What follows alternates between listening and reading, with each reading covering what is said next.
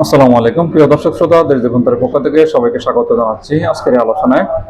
আজকে আলোচনা করব হাইকোর্টের নির্দেশে ঢাকাতে 3 দিনের মধ্যে যেন ব্যাটারি চালিত রিক্সা বা ইজি বাইকগুলো সরিয়ে ফেলা হয় বা বন্ধ করে দেওয়া হবে।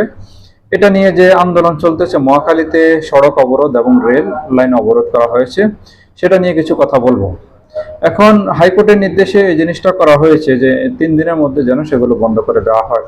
অ্যাকচুয়ালি আমি মনে করবো যে এই যে ইজি বাইক চলতেছে, বাংলাদেশে কি পরিমাণ ইজি বাইক আছে এবং শহরে কি পরিমাণ আছে, সেটা বন্ধ করে দেওয়া হলে জনজীবনে সাধারণ মানুষের উপরে কি প্রভাব পড়বে, তাদের ফ্যামিলির উপরে কি প্রভাব পড়বে, সেগুলো নিয়ে আজকে একটু আলোচনা করবো বিস্তারিত। দেখুন, বাংলাদেশে কমপক্ষে 60 লাখেরও বেশি ইজি বাইক আছে। এই ইজি বাইকটা শহরে অন্তত পক্ষে বলা চলে যে সুনির্দিষ্ট কোনো তথ্য না থাকলেও 10 থেকে 15 বা 20 লক্ষ ইজি বাইক শহরে ঢাকাতে আছে, চলতেছে। সেক্ষেত্রে দেখুন, আপনি যদি টোটাল 60 লক্ষ ইজি বাইক আছে বাংলাদেশে, সেক্ষেত্রে যদি একজনের ফ্যামিলিতে যদি 4 জন সদস্য, মানে একজন ইজি বাইক চালাচ্ছে এবং তার ফ্যামিলিতে 4 জন সদস্য টোটাল ইনক্লুডিং, সেক্ষেত্রে অন্তত পক্ষে 2 কোটির উপরে মানুষ এটার উপর ডিপেন্ড করে। এখন ঢাকাতে যারা আছেন, ঢাকাতে ধরেন এভারেজে 15 লাখ ইজি বাইক চলতেছে, তাহলে অন্তত পক্ষে 60 লাখ মানুষ এটার উপর ডিপেন্ড করে। এখন হুট করে এই জিনিসটা যদি বন্ধ করে দেওয়া হয়, আপনি দেখুন বাংলাদেশের যে অর্থনৈতিক অবস্থা বা বাংলাদেশের যে দ্রব্যমূল্যের যেই পরিস্থিতি, এখন আলুর দাম 60 টাকা থেকে 70 টাকা।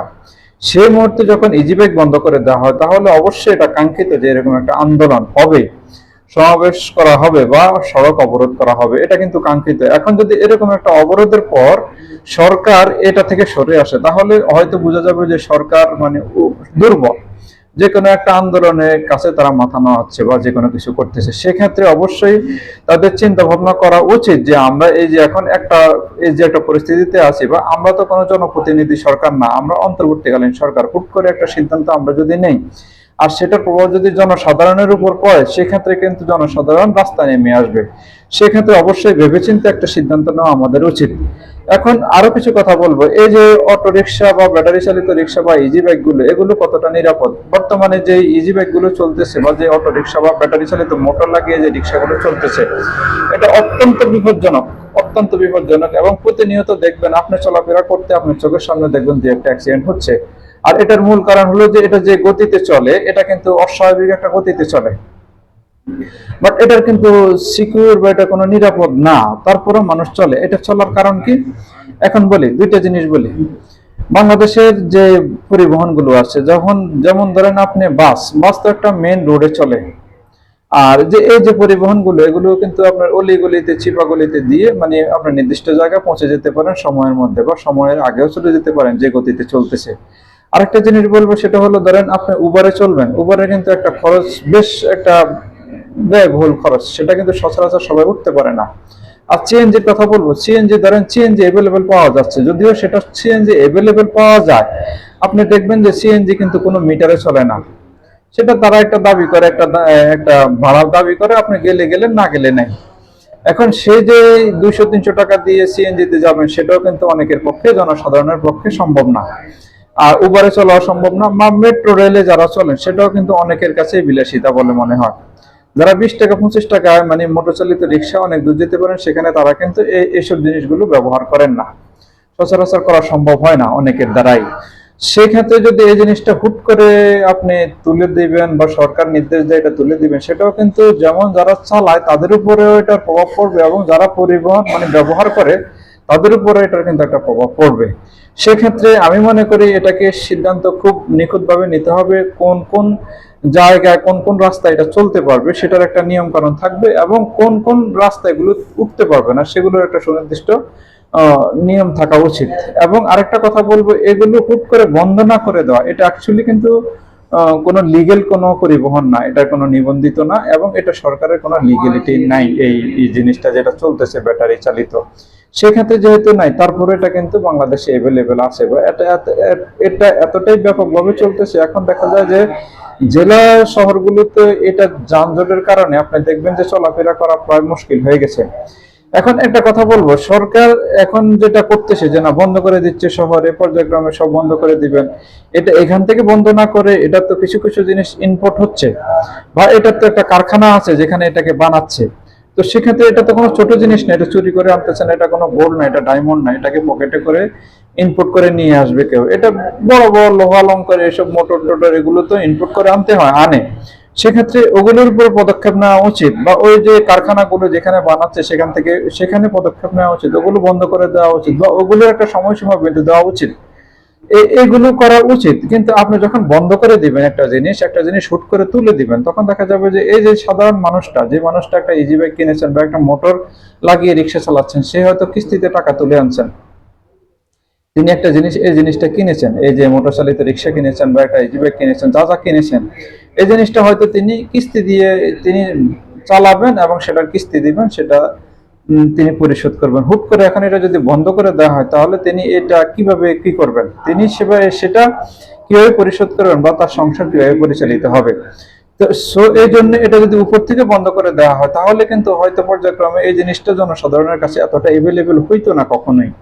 বাট এখন যখন হয়ে গেছে, সেজন্য অবশ্যই সুনির্দিষ্ট একটা নিয়ম বা একটা নিয়ম কানুনের মধ্যে চলা উচিত, বা এটা সেফটি বা এটার একটা মডিফাই করে, এটা যেহেতু সিকিউর না, এটাকে আরেকটু মডিফাই করে এটাকে সুনির্দিষ্ট কোথাও কোথাও চালানো যাবে, কোথাও চালানো যাবে না, হ্যাঁ, এরকম একটা করা উচিত। এবং এই জিনিসটাকে আমাদের মানে যারা জনসাধারণ আছে, সাধারণ মানুষ আছে, সেটাও আপনি দেখেন মোটর চালিত যে রিক্সাটা আছে, এটা কিন্তু খুবই ভয়ঙ্কর। যে স্পিডে চলে, হুট করে ব্রেক করা বা এইভাবে কিন্তু অ্যাক্সিডেন্ট হচ্ছে মানুষ, এটা কিন্তু কোনোভাবেই সেফ না। সো তারপরও আমরা চলতেছি, আমাদেরও উচিত সচেতন ভাবে চলা, বা আমরা মেন রোড গুলোতে উঠে এটাতে না উঠা, সেভাবে চলতে হবে। আরেকটা কথা বলি, বাংলাদেশে গত 24 সালে জানুয়ারি থেকে সেপ্টেম্বর পর্যন্ত যে অ্যাক্সিডেন্ট গুলোতে মানুষের মৃত্যু হয়েছে, সেগুলোতে সবচেয়ে বেশি আছে মানে মোটরসাইকেলে অ্যাক্সিডেন্ট হওয়ার সাথে সাথে তাদের সেখানকার মৃত্যুর হার 37%। তার দ্বিতীয় অবস্থানে আছেন কিন্তু এই মোটর চালিত রিক্সা বা এই অটো, যেগুলো বাইক আছে, যে বাইকগুলো আছে, এগুলোতে 19% মানুষ মারা যাচ্ছে। সো সেক্ষেত্রে দ্বিতীয় সর্বোচ্চ অবস্থানে এটা আছে।